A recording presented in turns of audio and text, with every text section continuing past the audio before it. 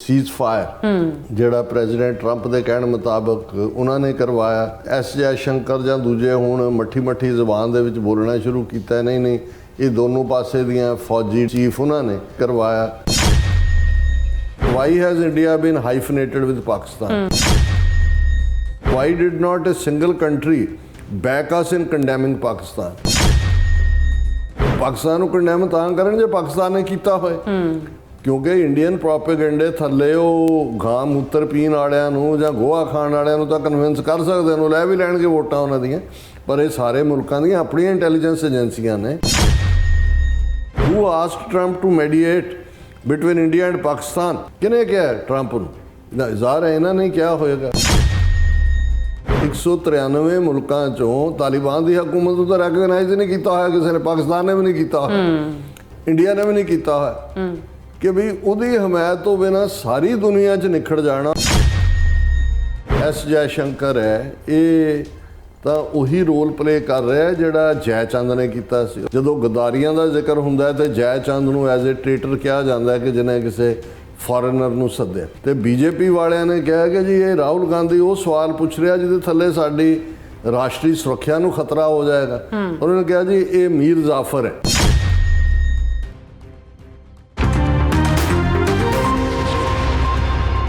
ਵਾਹਿਗੁਰੂ ਜੀ ਕਾ ਖਾਲਸਾ, ਵਾਹਿਗੁਰੂ ਜੀ ਕੀ ਫਤਿਹ। ਅਸਲਾਮ ਵਾਲੇਕਮ, ਆਦਾਬ, ਅਰਜ਼ ਮੈਂ ਤੁਹਾਡੀ ਹੋਸਟ ਨੀਲਮ ਕੌਰ ਤੇ ਮੈਂ ਟੀਵੀ 84 ਸਾਰੇ ਦਰਸ਼ਕਾਂ ਤੇ ਸਰੋਤਿਆਂ ਨੂੰ ਜੀ ਆਇਆਂ ਕਹਿੰਦੀਆਂ ਪ੍ਰੋਗਰਾਮ ਸੱਚੋ ਸੱਚ ਵਿੱਚ, ਜਿਹੜੇ ਇਸ ਪ੍ਰੋਗਰਾਮ ਨਾਲ ਦੇਸ਼ਾਂ ਵਿਦੇਸ਼ਾਂ ਤੋਂ ਜੁੜ ਚੁੱਕੇ ਨੇ।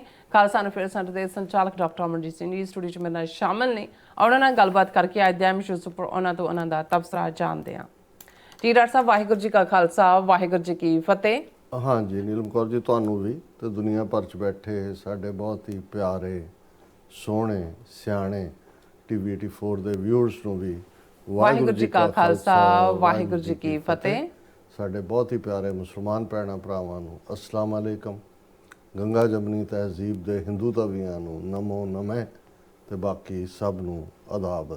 ਜੀ ਡਾਕਟਰ ਸਾਹਿਬ, ਜੀ ਆਇਆਂ ਨੂੰ ਪ੍ਰੋਗਰਾਮ ਸੱਚੋ ਸੱਚ ਵਿੱਚ। ਬਹੁਤ ਧੰਨਵਾਦ ਜੀ ਡਾਕਟਰ ਸਾਹਿਬ, ਅੱਜ 23 ਮਈ 2025 9 ਜੇਠ ਨਾਨਕਸ਼ਾਹੀ ਸੰਮਤ 557 ਦਾ ਦਿਨ ਹੈ ਤੇ ਡਾਕਟਰ ਸਾਹਿਬ ਪ੍ਰੋਗਰਾਮ ਸ਼ੁਰੂ ਕਰਨ ਤੋਂ ਪਹਿਲਾਂ ਅਸੀਂ ਦਰਸ਼ਕਾਂ ਤੇ ਸਰੋਤਿਆਂ ਨੂੰ ਹਮੇਸ਼ਾ ਤਰ੍ਹਾਂ ਦੱਸਦੇ ਵਿਊਅਰਸ, ਜੇ ਤੁਸੀਂ ਹੱਕ ਸੱਚ ਇਨਸਾਫ ਤੇ ਪੈਰਾ ਦਿੰਦਾ ਇੱਕੋ ਇੱਕ ਚੈਨਲ ਟੀਵੀ 84 ਨੂੰ ਦੇਖਣਾ ਚਾਹੁੰਦੇ ਹੋ ਤਾਂ ਤੁਸੀਂ ਦੇਸ਼ ਵਿਦੇਸ਼ ਸਪੈਕਟਰਮ ਕੇਬਲ, ਆਰਸੀਐਨ ਕੇਬਲ, ਪਲਟਨ ਕੈਨੇਡਾ, roku, ਜਾਦੂ ਬਾਕਸ, ਸ਼ਾਵਾ, ਫੇਸਬੁੱਕ ਟੀਵੀ 84 ਦੀ ਐਪ ਰਾਹੀਂ online streaming and IP box ਤੇ ਤੁਸੀਂ ਟੀਵੀ 84 ਨੂੰ ਦੇਖ ਸਕਦੇ ਹੋ।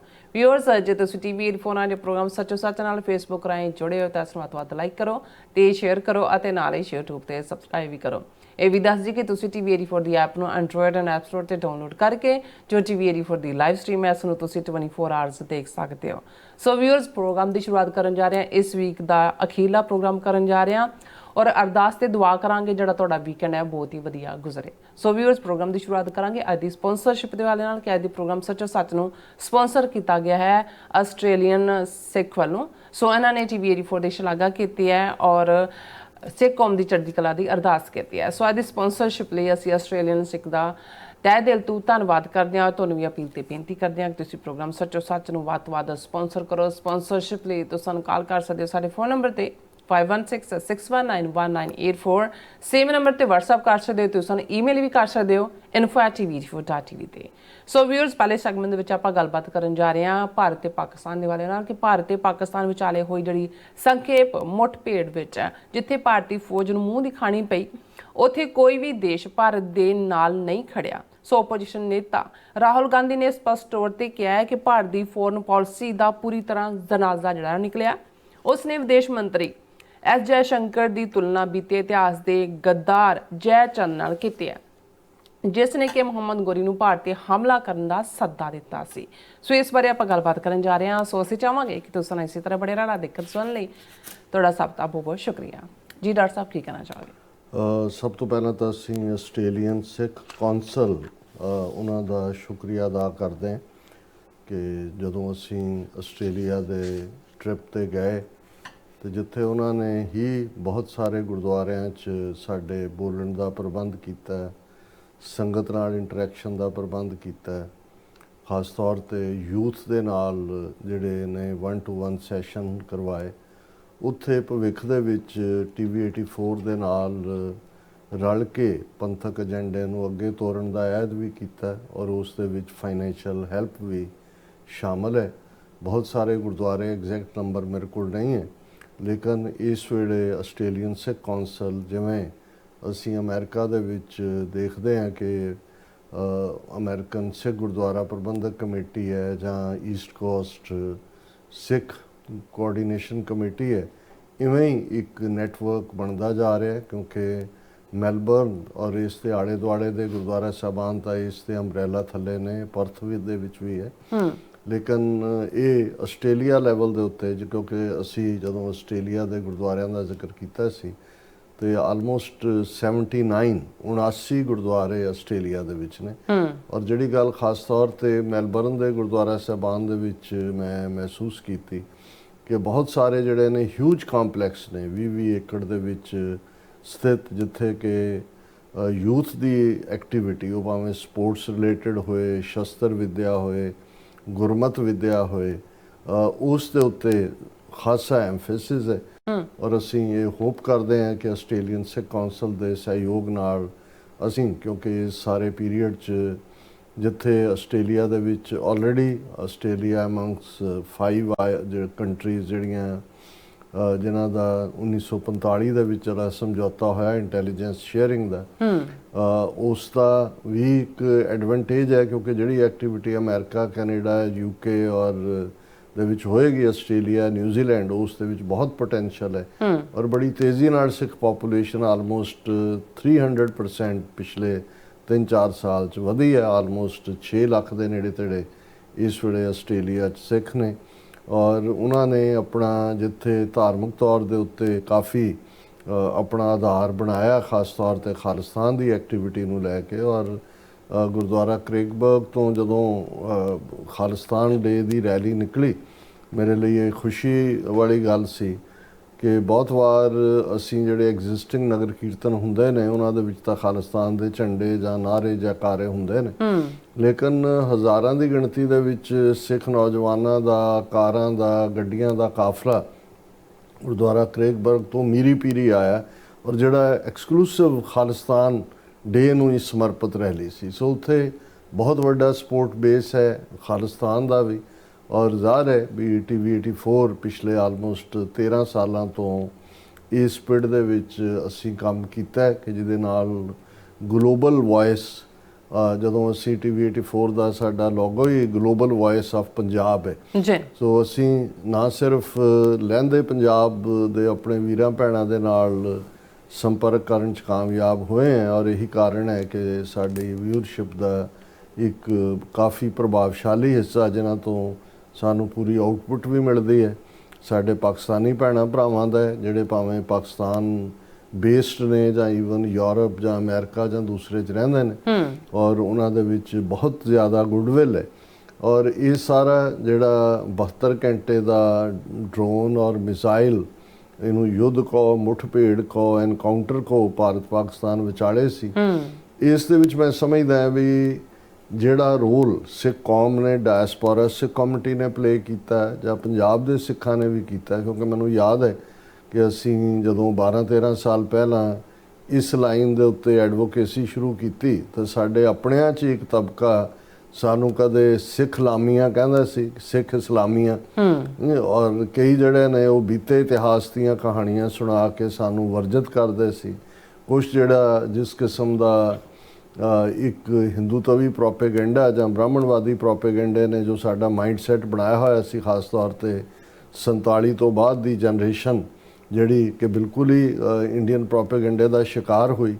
ਹਾਲਾਂਕਿ 47 ਤੋਂ ਪਹਿਲਾਂ ਦੀ ਜਨਰੇਸ਼ਨ ਦੇ ਬਾਵਜੂਦ ਕਿ 47 ਦਾ ਪਾਗਲਪਨ ਦੋਨੋਂ ਪਾਸੇ ਸੀ, ਲੇਕਿਨ ਉਹਨਾਂ ਉਸ ਜਨਰੇਸ਼ਨ ਦੇ ਵਿੱਚ ਦੋਨੋਂ ਪਾਸਿਓਂ ਗੁੱਡਵਿਲ ਐਗਜ਼ਿਸਟ ਕਰਦੀ ਸੀ, ਕਿਉਂਕਿ ਉਹਨਾਂ ਨੇ ਸਦੀਆਂ ਤੋਂ ਸਾਥ ਮਾਣਿਆ ਹੋਇਆ ਸੀ ਔਰ ਉਹ ਇਹ ਸਮਝਦੇ ਸੀ ਕਿ ਤੀਸਰੀ ਧਿਰ ਨੇ ਨਾ ਸਾਨੂੰ ਆਪਸ ਦੇ ਵਿੱਚ ਦੋਨੋਂ ਹੀ ਇਮੋਸ਼ਨਲ ਕੌਮਾਂ ਨੂੰ ਲੜਾ ਦਿੱਤਾ ਹੈ, ਅਸੀਂ ਇਹਨਾਂ ਦੀ ਖੇਡ ਨਹੀਂ ਸਮਝ ਸਕੇ।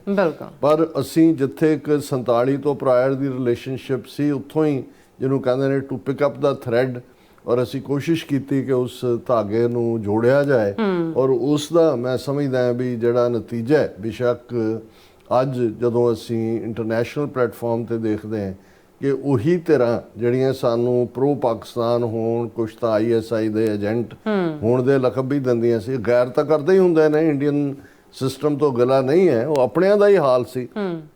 ਲੇਕਿਨ ਅੱਜ ਮੈਂ ਦੇਖਦਾ ਵੀ ਉਹ ਜਿਹੜਾ ਸਾਡੇ ਨਾਲੋਂ ਵੀ ਅੱਗੇ ਜਾ ਕੇ ਇਸ ਇਸ਼ੂ ਦੀ ਐਡਵੋਕੇਸੀ ਕੀਤੀ ਹੈ ਉਹਨਾਂ ਨੇ, ਔਰ ਜਿਹੜੀ ਵੈਲਕਮ ਹੈ, ਕਿਉਂਕਿ ਮੈਨੂੰ ਇਹ ਲੱਗਾ ਕਿ ਭਾਈ ਇਸ ਫੈਕਟਰ ਨੂੰ, ਔਰ ਇਕੱਲਾ ਇਹੀ ਨਹੀਂ, ਪਾਕਿਸਤਾਨ ਦੇ ਵਿੱਚ ਵੀ ਜਿਹੜੇ ਕਿ ਸਿੱਖ ਫੈਕਟਰ ਜਾਂ ਸਿੱਖ ਲਫ਼ਜ਼ ਵੀ ਉਹਨਾਂ ਦੇ ਐਂਕਰ ਜਾਂ ਦੂਸਰਿਆਂ ਤੀਸਰਿਆਂ ਦੇ ਮੂੰਹ ਤੇ ਨਹੀਂ ਸੀ ਸੌਖੇ ਆਉਂਦਾ, ਸ਼ਾਇਦ ਉਹਦੇ ਰੀਜ਼ਨ ਵੀ ਉਹੀ ਹੋਣ 47 ਦਾ ਪਾਰਟ, ਜਾਂ ਉਹਨਾਂ 'ਚੋਂ ਇੱਕ ਤਬਕਾ ਜਿਨ੍ਹਾਂ ਨੂੰ ਇਸ ਫੈਕਟਰ ਦੀ ਅਹਿਮੀਅਤ ਦਾ ਅਹਿਸਾਸ ਨਹੀਂ ਸੀ।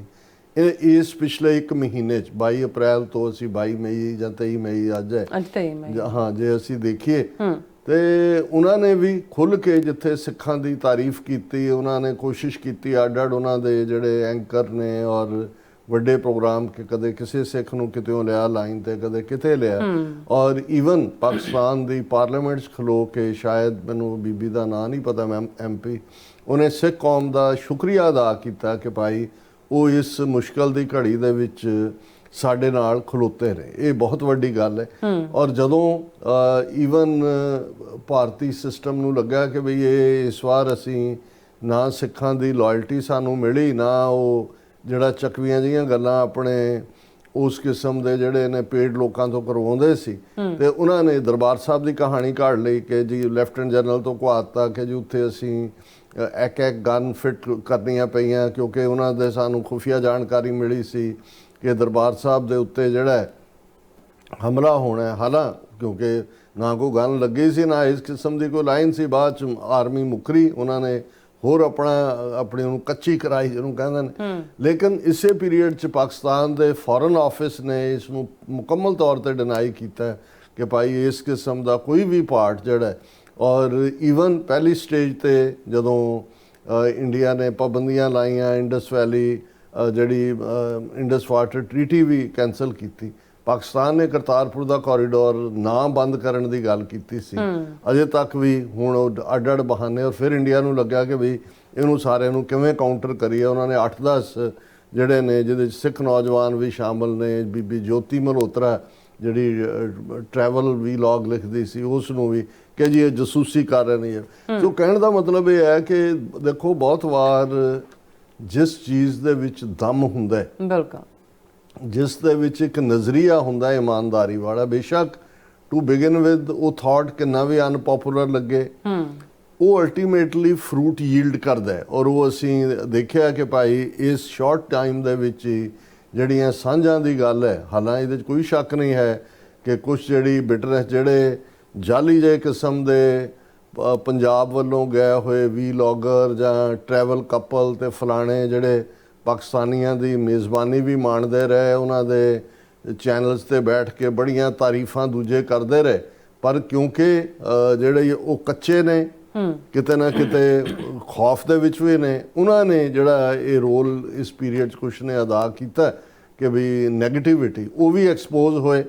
ਔਰ ਇਹ ਆਪਣੇ ਆਪ ਦੇ ਵਿੱਚ ਮੈਂ ਸਮਝਦਾ ਵੀ ਪਰਖ ਦੀਆਂ ਘੜੀਆਂ ਵੀ ਹੁੰਦੀਆਂ ਨੇ, ਔਰ ਇਹ ਜਿਹੜੀ ਰਿਲੇਸ਼ਨਸ਼ਿਪ ਹੈ ਸਿੱਖ ਕੌਮ ਦੀ ਔਰ ਪਾਕਿਸਤਾਨੀ ਕੌਮ ਦੀ, ਇਹ ਹੁਣ ਇੱਕ ਸਟੈਪ ਅੱਗੇ ਗਈ ਹੈ। ਔਰ ਮੈਨੂੰ ਯਾਦ ਹੈ ਕਿ ਜਦੋਂ ਅਸ਼ਫਾਕ ਅਹਿਮਦ ਬਹੁਤ ਵੱਡੇ ਪਾਕਿਸਤਾਨ ਦੇ ਦਾਨਿਸ਼ਵਰ ਔਰ ਪਾਕਿਸਤਾਨ TV ਦੀ ਬਹੁਤ ਵੱਡੀ ਪਰਸਨੈਲਿਟੀ ਹੋਏ, ਮੈਨੂੰ ਤਾਂ ਨਹੀਂ ਉਹਨਾਂ ਨੂੰ ਮਿਲਣ ਦਾ ਸਬਬ ਹੋਇਆ, ਹਾਲਾਂ ਮੈਂ ਉਹਨਾਂ ਨੂੰ ਜਿਹਨਾਂ ਜ਼ਮਾਨਿਆਂ 'ਚੋਂ ਰੇਡੀਓ 'ਤੇ ਵੀ ਕਰਦੇ ਸੀ, ਬਾਅਦ ਦੇ ਵਿੱਚ TV ਦੇ ਉੱਤੇ, ਔਰ ਉਹਨਾਂ ਦਾ ਜਿਹੜਾ ਬਹੁਤ ਸਾਰੇ ਪ੍ਰੋਗਰਾਮ ਜਿਹੜੇ ਨੇ ਉਹ ਬੜੇ ਫਿਲਸੋਫੀਕਲ, ਸੂਫੀ ਫਕੀਰਾਂ ਵਾਂਗ ਆਪਣੇ ਜ਼ਿੰਦਗੀ ਦੇ ਅਖੀਰਲੇ ਵਰਿਆਂ ਦੇ ਵਿੱਚ ਤਾਂ ਉਹ ਇੱਕ ਪੂਰੀ ਰੂਹਾਨੀਅਤ ਵਾਲੀ ਸ਼ਖਸੀਅਤ ਸਨ। ਔਰ ਇਨੀਸ਼ੀਅਲ ਸਾਲਾਂ 'ਚ ਜਦੋਂ ਹੋਣਾ, ਇੱਕ ਦੂਜੇ ਨੂੰ ਮਿਲਣਾ, ਸਿੱਖਾਂ ਨੇ ਉਹਨਾਂ ਨੂੰ ਮਿਲਣਾ, ਤਾਂ ਉਹਨਾਂ ਨੇ ਕਹਿਣਾ ਠੀਕ ਹੈ, ਹੁਣ ਅਸੀਂ ਇੱਕ ਦੂਸਰੇ ਦੀਆਂ ਤਾਰੀਫਾਂ ਕਰ ਲਈਆਂ, ਬੀਤੇ ਦੇ ਗੁੱਸੇ ਗਿਲੇ ਵੀ ਦੂਰ ਕਰ ਲਏ, ਹੁਣ ਅੱਗੇ ਵਧੀਏ, ਹੁਣ ਇਹਨੂੰ ਕਿਸੇ ਅਲਾਇੰਸ 'ਚ ਬਣਾਈਏ, ਕਿਸੇ ਸੋਲਿਡ ਰਿਲੇਸ਼ਨਸ਼ਿਪ 'ਚ ਕਨਵਰਟ ਕਰੀਏ। ਔਰ ਮੈਂ ਸਮਝਦਾ ਵੀ ਹੁਣ ਬੇਸ਼ੱਕ ਅਸ਼ਫਾਕ ਸਾਹਿਬ ਔਰ ਉਹਨਾਂ ਦੀ ਜਿਹੜੀ ਐਲੀਆ, ਜਿਹੜੇ ਆਪਣੇ ਆਪ 'ਚ ਉਹ ਵੀ ਬੀਬੀ ਇੱਕ ਫਿਲਾਸਫਰ ਬੀਬੀ ਸੀ, ਬਾਨੋ ਕੁਦਸੀ ਹੈ, ਚੱਠਾ ਪਰਿਵਾਰ ਦੀ ਡਾਟਰ, ਚੱਠਾ ਮੁਸਲਮਾਨ ਵੀ ਨੇ ਵੱਡੀ ਗਿਣਤੀ, ਔਰ ਉਹ ਬਹੁਤ ਸਿੱਖਾਂ ਨੂੰ ਪਿਆਰ ਕਰਦੇ ਸੀ।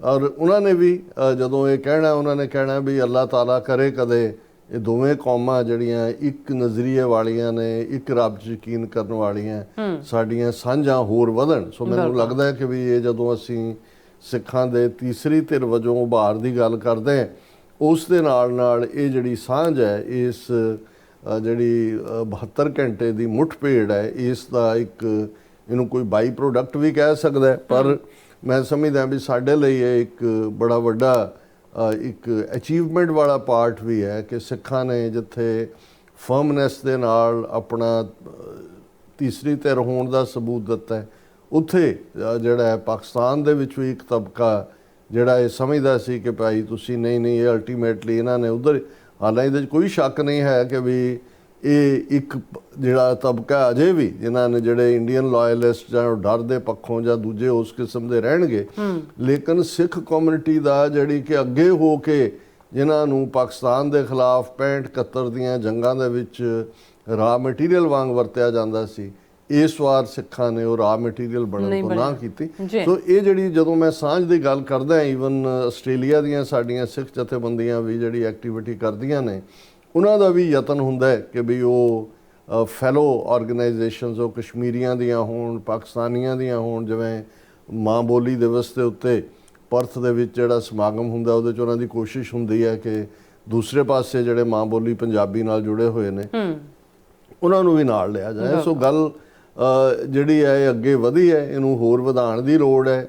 ਥੋੜੇ ਬਹੁਤ ਟਕਰਾਅ ਵੀ ਕਈ ਵਾਰ ਹੋਣਗੇ, ਕੁਝ ਚੀਜ਼ਾਂ ਜਿਹੜੀਆਂ ਨੇ ਉਹ ਅਨਪਲੇਜ਼ੈਂਟ ਵੀ ਹੋਣਗੀਆਂ।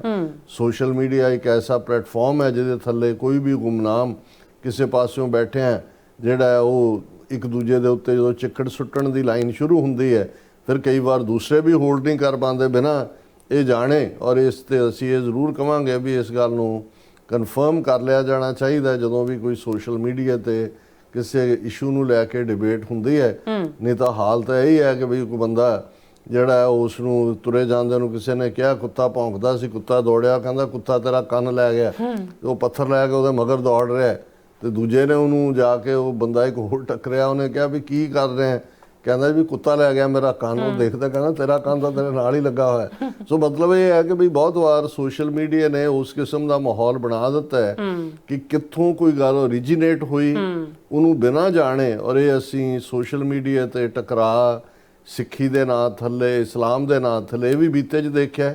ਉਹ ਇੱਕ ਅੱਧਾ ਤਬਕਾ, ਛੋਟੀ ਪਰਸੈਂਟੇਜ ਭਾਵੇਂ ਹੋਏਗੀ, ਉਹ ਦੋਵੇਂ ਪਾਸਿਓਂ ਰਹੇਗਾ ਔਰ ਉਹਨਾਂ ਦੀ ਪਿੱਠ ਦੇ ਉੱਤੇ ਹਿੰਦੂਤਵੀ ਫੋਰਸਿਸ ਆ ਕੇ ਖਲੋ ਜਾਂਦੀਆਂ ਨੇ, ਔਰ ਦੂਸਰੇ ਪਾਸੇ ਵੀ ਇੱਕ ਐਕਸਟ੍ਰੀਮ ਲਾਈਨ ਵਾਲੇ ਜਿਹੜੇ ਆਪਣੇ ਤੌਰ ਦੇ ਉੱਤੇ ਕਿਸੇ ਚੀਜ਼ ਨੂੰ ਦੇਖਦੇ ਨੇ। ਹੁਣ ਅਸੀਂ ਕਿਉਂਕਿ ਬਹੁਤ ਵਾਰ ਇਸ ਸੈਗਮੈਂਟ 'ਚ ਅਸੀਂ ਥੋੜ੍ਹੀ ਜਿਹੀ ਲਿਬਰਟੀ ਲੈ ਲੈਂਦੇ ਹਾਂ ਕਿ ਇਸ਼ੂ ਦੀ ਗੱਲ ਕਰਨ ਤੋਂ ਪਹਿਲਾਂ ਜਿਹੜਾ ਜਨਰਲ ਕੁਛ ਨਾ ਕੁਛ ਐਸਾ ਹੁੰਦਾ ਉਸ ਨੂੰ ਵੀ ਅਸੀਂ ਜਿਹੜਾ ਡਿਸਕਸ਼ਨ ਦਾ ਹਿੱਸਾ ਬਣਾਉਂਦੇ।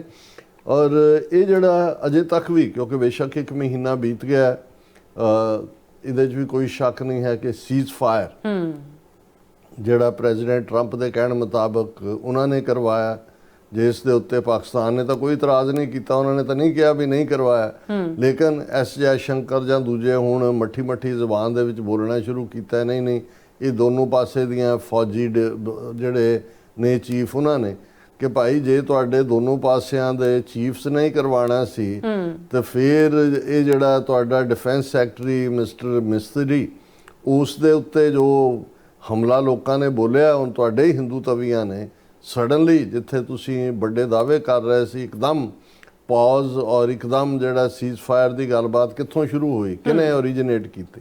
ਔਰ ਇਹ ਸਵਾਲ ਹੁਣ ਜੈਨੂਇਨਲੀ ਪੁੱਛੇ ਜਾ ਰਹੇ ਨੇ। ਔਰ ਇਸ ਸਾਰੇ ਦੇ ਵਿੱਚ ਜਿੱਥੇ ਅਸੀਂ ਆਲਰੇਡੀ ਪਿਛਲੇ 2 ਪ੍ਰੋਗਰਾਮਾਂ 'ਚ ਡਿਸਕਸ ਕੀਤਾ ਹੈ ਕਿ ਵੀ ਪਾਕਿਸਤਾਨ ਦੀ ਇਸ ਸਾਰੀ ਮੁੱਠਭੇੜ ਤੋਂ ਬਾਅਦ ਉਸ ਦਾ ਰੁਤਬਾ ਇੰਟਰਨੈਸ਼ਨਲ ਲੈਵਲ ਦੇ ਉੱਤੇ ਜਿਹੜਾ ਉਹ ਬਹੁਤ ਮਜ਼ਬੂਤ ਹੋਇਆ। ਉਹਦੇ 'ਚ ਜਿਹੜੇ ਗਰਾਊਂਡ ਦੇ ਰਿਜ਼ਲਟ ਨੇ ਮਿਲੀਟੈਰਲੀ ਜਿਹੜਾ ਹਾਲਾਂ ਇਹਨਾਂ ਦਾ ਹੀ ਜਿਹੜੇ ਨੇ ਪ੍ਰਵੀਨ ਸਾਨੀ ਕਰਕੇ ਇਹਨਾਂ ਦੇ ਇੱਕ ਫੌਜੀ ਅਫਸਰ ਜਿਹੜਾ ਸ਼ਾਇਦ ਉਹਨਾਂ ਦਾ ਫੋਰਬਸ ਜਾਂ ਇਸ ਕਿਸਮ ਦਾ ਉਹਨਾਂ ਦਾ ਹੈ ਜਿਹਦੇ ਤੇ ਉਹ ਆਪਣੀ ਵੀਡੀਓ ਪਾਉਂਦੇ ਨੇ ਜੀ। ਉਹਨਾਂ ਦਾ ਬਹੁਤ ਅੱਛਾ ਐਨਾਲਿਸਿਸ ਹੈ। ਜੇ ਮੇਰੇ ਕੋਲ ਵਕਤ ਹੋਇਆ ਤੇ ਉਹਦੇ ਮੈਂ ਸੇਲੈਂਟ ਪੁਆਇੰਟਸ ਕੱਢੇ ਹੋਏ ਨੇ ਕਿ ਵੀ ਉਹਨਾਂ ਨੇ ਪੁਆਇੰਟ ਬਾਈ ਪੁਆਇੰਟ ਦਿੱਤਾ ਹੈ ਕਿ ਭਾਰਤ ਜਾਂ ਉਹਨਾਂ ਦੀ 에ਅਰ ਫੋਰਸ ਔਰ ਦੂਸਰੀ ਕਿਵੇਂ ਮਿਲੀਟੈਰਲੀ ਡਿਫੀਟ ਹੋਈ। ਡਿਫੀਟ ਲਫ਼ਜ਼ ਉਹਨਾਂ ਨੇ ਤਾਂ ਨਹੀਂ ਇਸਤੇਮਾਲ ਹੋਇਆ, ਲੇਕਿਨ ਡਿਸਐਡਵਾਂਟੇਜ ਪੋਜੀਸ਼ਨਸ, ਔਰ ਉਹਨਾਂ ਨੇ ਕਿਹਾ ਵੀ ਰਿਪੀਟਡਲੀ ਕਿਵੇਂ ਚਾਈਨਾ ਔਰ ਪਾਕਿਸਤਾਨ ਇੰਨੇ ਕਲੋਜ਼ ਆਏ ਕਿ ਵੀ ਇਹ ਜਿਹੜੀ ਵਾਰ ਸੀ, ਜਿਹੜੀ ਮੁੱਠਭੇੜ ਸੀ, ਇਹਦੇ 'ਚ ਚਾਈਨਾ ਔਰ ਪਾਕਿਸਤਾਨ ਦੀ ਟੁਗੈਦਰਨੈਸ ਨੇ ਉਹਦੇ ਸਾਰੇ ਨਤੀਜੇ ਬਦਲੇ। ਔਰ ਉਹਨਾਂ ਨੇ ਕਿਹਾ ਵੀ ਇਹ ਗੱਲ ਮੈਂ 2019 ਤੋਂ ਕਹਿੰਦਾ ਚਲਾ ਆ ਰਿਹਾ ਕਿ ਵੀ ਉਸ ਤੋਂ ਪਹਿਲਾਂ 65-71 ਦੇ ਵਿੱਚ ਭਾਵੇਂ ਚੀਨ ਦਾ ਇੰਟਰਸਟ ਹੁੰਦੇ ਹੋਏ ਵੀ ਕੋਈ ਇੰਟਰਸਟ ਨਹੀਂ ਸੀ, ਇਸ ਲਈ ਨਾ 65 'ਚ ਚੀਨ ਨੇ, ਪਰ ਉਹਨਾਂ ਨੇ ਕਿਹਾ ਵੀ ਜਦੋਂ 5 ਅਗਸਤ 2019 ਨੂੰ ਜੰਮੂ ਕਸ਼ਮੀਰ ਦਾ ਸਪੈਸ਼ਲ ਸਟੇਟਸ ਔਰ 35A ਤੋੜ ਦਿੱਤਾ ਗਿਆ ਔਰ ਲੱਦਾਖ ਨੂੰ ਯੂਨੀਅਨ ਟੈਰੀਟਰੀ ਬਣਾ ਦਿੱਤਾ ਗਿਆ, ਤੇ ਇਸ ਗੱਲ ਦਾ ਧਿਆਨ ਰਹੇ ਕਿ ਚਾਈਨਾ ਦਾ ਜਿੱਥੇ ਅਰੁਣਾਚਲ ਪ੍ਰਦੇਸ਼ ਜਿਹਨੂੰ ਇਹ ਕਹਿੰਦੇ ਨੇ, ਜਿਹਨੂੰ ਚਾਈਨਾ ਸਾਊਥ ਤਿੱਬਤ ਕਹਿੰਦਾ, ਉਸ ਤੇ ਦਾਅਵਾ ਹੈ, ਉੱਥੇ ਉਹਨਾਂ ਦਾ ਲੱਦਾਖ ਤੇ ਵੀ ਦਾਅਵਾ ਹੈ। ਸੋ ਲੱਦਾਖ ਨੂੰ ਯੂਨੀਅਨ ਟੈਰੀਟਰੀ ਬਣਾ ਕੇ ਔਰ ਫਿਰ ਪਾਰਲੀਮੈਂਟ ਦੇ ਵਿੱਚ ਜਦੋਂ ਖਲੋ ਕੇ ਅਮਿਤ ਸ਼ਾਹ ਨੇ ਕਿਹਾ ਕਿ ਜੀ ਅਸੀਂ ਜਿਹੜਾ ਅਕਸਾਈ ਚਿਨ ਜਿਹੜਾ 1962 ਦੇ ਵਿੱਚ ਚੀਨ ਨੇ ਲਿਆ ਔਰ 32,000 ਸਕੁਅਰ ਮਾਈਲ ਤੋਂ ਜ਼ਿਆਦਾ ਦੀ ਟੈਰੀਟਰੀ ਆ, ਅਸੀਂ ਉਹ ਵੀ ਵਾਪਸ ਲਵਾਂਗੇ। ਸੋ ਉਹਨਾਂ ਦਾ ਕਹਿਣਾ ਹੈ ਪ੍ਰਵੀਨ ਸਾਨੀ ਦਾ ਕਿ ਵੀ ਉਦੋਂ ਹੀ ਚਾਈਨਾ ਦੀ ਇਨਵੋਲਵਮੈਂਟ ਹੋ ਗਈ, ਕਿਉਂਕਿ ਲੱਦਾਖ ਦਾ ਮੁੱਦਾ, ਲੱਦਾਖ ਯੂਨੀਅਨ ਟੈਰੀਟਰੀ ਦਾ ਮਤਲਬ ਸੀ ਕਿ ਸਟੇਟਸ ਕੋ ਟੁੱਟਾ, ਉਦੋਂ ਤੱਕ ਡਿਸਪਿਊਟਡ ਟੈਰੀਟਰੀ ਦਾ ਸਟੇਟਸ ਸੀ। ਔਰ ਉਸ ਤੋਂ ਫੌਰਨ ਬਾਅਦ ਉਹਨਾਂ ਨੇ ਕਿਹਾ ਵੀ ਇਹਨਾਂ 6 ਸਾਲਾਂ ਦੇ ਵਿੱਚ ਚਾਈਨਾ ਔਰ ਪਾਕਿਸਤਾਨ ਇਕੱਲੀ ਲੌਜਿਸਟਿਕਸ ਦੀ ਸਾਂਝ ਨਹੀਂ ਸੀ, ਪ੍ਰੋਪਰ ਟ੍ਰੇਨਿੰਗ, ਵੈਪਨ ਵੀ ਚਾਈਨਾ ਦੇ, ਔਰ ਜਿਵੇਂ ਧੜਾ ਧੜ ਚਾਈਨਾ ਨੇ ਆਪਣਾ ਸਾਰਾ ਸਿਸਟਮ ਓਪਨ ਕੀਤਾ। ਔਰ ਇਹ ਗੱਲ ਇਕੱਲੀ ਇਹ ਨਹੀਂ ਹੈ, ਕਾਫੀ ਸਾਲਾਂ ਦੀ ਗੱਲ ਹੈ ਕਿ ਜਦੋਂ ਚਾਈਨਾ ਔਰ ਅਮਰੀਕਾ ਕਾਫੀ ਕਲੋਜ਼ ਸੀ ਔਰ ਅਮਰੀਕਾ ਦੇ ਉੱਤੇ ਪ੍ਰੈਸ਼ਰ ਵੀ ਸੀ ਪਾਕਿਸਤਾਨ ਨੂੰ ਲੈ ਕੇ, ਭਾਰਤ ਦਾ ਜਾਂ ਦੂਜਾ, ਤੇ ਅਮਰੀਕੀ ਨੁਮਾਇੰਦੇ ਨੇ ਚੀਨ ਨੂੰ ਕਿਹਾ ਸੀ ਕਿ ਵੀ ਤੁਸੀਂ ਬਹੁਤ ਵਾਰ ਪਾਕਿਸਤਾਨ ਦੀ ਅੱਖਾਂ ਬੰਦ ਕਰਕੇ ਮਦਦ ਕਰਦੇ ਹੋ, ਵੀ ਤੁਹਾਨੂੰ ਸਿਲੈਕਟਿਵ ਹੋਣਾ ਚਾਹੀਦਾ ਹੈ ਜਾਂ ਦੂਜਾ। ਤੇ ਉਹਨੇ ਚਾਈਨਾ ਦਾ ਜਿਹੜਾ ਵੀ ਉਸ ਵੇਲੇ ਦਾ ਰਿਪਰੈਜ਼ੈਂਟੇਟਿਵ ਵੱਡਾ ਬੰਦਾ ਸੀ, ਉਹਨੇ ਅਮਰੀਕਨ ਨੂੰ ਕਿਹਾ ਸੀ ਕਿ ਵੀ Pakistan is to us what Israel is to you. ਔਰ ਇਸ ਤੋਂ ਅਸੀਂ ਅੰਦਾਜ਼ਾ ਲਾ ਸਕਦੇ ਕਿ ਉਸ ਪੀਰੀਅਡ ਚ ਵੀ ਜਿਹੜਾ ਚਾਈਨਾ ਦੀ ਨੀਤੀ ਹੈ ਪਾਕਿਸਤਾਨ ਪ੍ਰਤੀ, ਕਿਉਂਕਿ ਉਦੋਂ ਤਾਂ ਅਜੇ ਇਕਨੋਮਿਕਲ ਕੋਰੀਡੋਰ ਦੀ ਗੱਲ ਨਹੀਂ ਸੀ ਆਈ, BRI ਨਹੀਂ ਸੀ, ਬਿਲਡਿੰਗ ਐਂਡ ਰੋਡ ਇਨੀਸ਼ੀਏਟਿਵ ਜਾਂ one belt one road initiative ਨਹੀਂ ਸੀ ਆਇਆ, ਜਿਹਦੇ ਤੇ ਚਾਈਨਾ ਨੇ $400 ਬਿਲੀਅਨ ਤੋਂ ਜ਼ਿਆਦਾ ਇਨਵੈਸਟ ਕੀਤਾ। ਲੇਕਿਨ ਉਸ ਪੀਰੀਅਡ 'ਚ ਵੀ, ਇਹ 90s ਦੀ ਗੱਲ ਹੈ, ਚਾਈਨਾ ਨੇ ਅਮਰੀਕਾ ਨੂੰ ਦੱਸ ਦਿੱਤਾ ਸੀ ਕਿ ਵੀ ਪਾਕਿਸਤਾਨ ਸਾਡੇ ਲਈ ਉਹੀ ਇੰਪੋਰਟੈਂਸ ਰੱਖਦਾ ਹੈ ਜੋ ਤੁਹਾਡੇ ਲਈ ਇਜ਼ਰਾਈਲ ਰੱਖਦਾ, ਔਰ ਉਹ ਅਸੀਂ ਦੇਖ ਹੀ ਰਹੇ ਹਾਂ ਕਿ ਵੀ ਇਹਦੇ ਬਾਵਜੂਦ ਕਿ ਇਜ਼ਰਾਈਲ ਕੀ ਕਰ ਰਿਹਾ ਹੈ, ਕਿੱਥੋਂ ਤੱਕ ਜਿਹੜੀ ਹੈ ਉਹ ਜੈਨੋਸਾਈਡਲ ਨੀਤੀਆਂ ਨੇ, ਲੇਕਿਨ ਅਮਰੀਕਾ ਜਿਹੜਾ ਹੈ ਉਹ ਉਸ ਦੀ ਮਦਦ ਤੇ ਖੜਾ ਹੈ।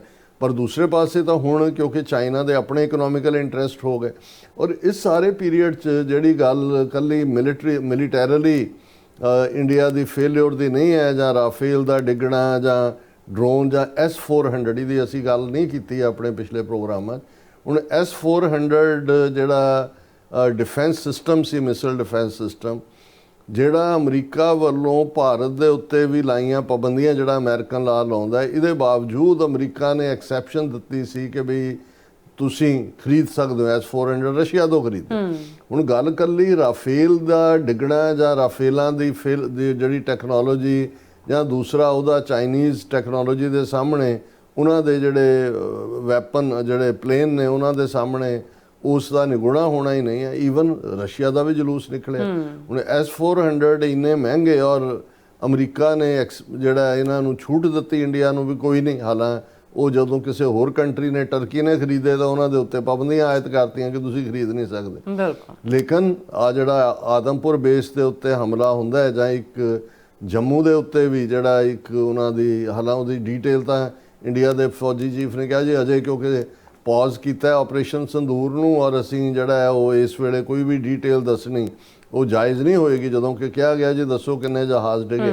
ਪਰ ਇੱਕ ਮਾਰੇ ਗਏ ਬੰਦੇ ਦੀ ਓਬੀਚੁਰੀ ਆਈ ਉਸ ਦਾ, ਜਿਵੇਂ ਹੁੰਦਾ ਉਹ ਤੋਂ, ਔਰ ਉਹ ਬੰਦਾ ਜਿਹੜਾ ਉਹ S-400 ਹੈਂਡਲ ਕਰਨ ਵਾਲਾ ਹੀ ਸੀਗਾ। ਸੋ ਇਸ ਤੋਂ ਹੀ ਅੰਦਾਜ਼ਾ ਹੁੰਦਾ ਹੈ ਕਿ ਵੀ ਇਕੱਲਾ ਇਹ ਜਿਹੜਾ 72 ਘੰਟੇ ਬਾਅਦ ਜਾਂ ਕੋਈ ਉਹਨੂੰ 4 ਦਿਨ ਵੀ ਕਹਿ ਦਿੰਦਾ ਹੈ, ਜਿਹੜਾ ਇੱਕਦਮ ਜਿਹੜਾ ਉਹ ਸੀਜ਼ਫਾਇਰ ਦੀ ਲਾਈਨ ਲਈ ਗਈ, ਉਹ ਕੱਲਾ ਰਾਫੇਲ ਤੱਕ ਨਹੀਂ, S-400 ਵੀ ਡਿੱਗੇ। ਔਰ ਉਸ ਦੇ ਨਾਲ ਜਿਹੜੀ ਪਾਕਿਸਤਾਨ ਦੀ ਸੈਲੈਕਟਿਵ ਟਾਰਗੇਟਿੰਗ ਸੀ ਔਰ ਇਹ ਸਾਰੇ ਦੀ ਕਾਮਯਾਬੀ।